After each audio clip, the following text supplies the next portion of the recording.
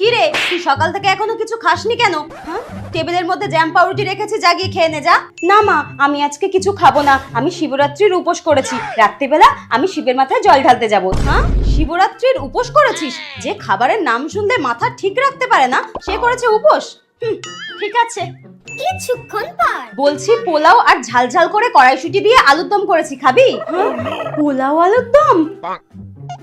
না আমি খাবো না, খেতে হবে না। কিছুক্ষণ পর শোন না, গরম গরম ফুলকো লুচি আর ঘুগনি করেছি, খাবি আয়। বললাম তো খাবো না, আমি উপোস করেছি তো।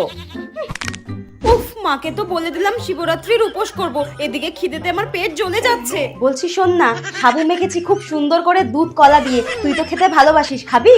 হ্যাঁ, সাবু মাখা? ঠিক আছে মা, আমি আর উপোস টুপোস করবো না, তুমি আমাকে এক বাটি সাবু মাখা দাও। আয়।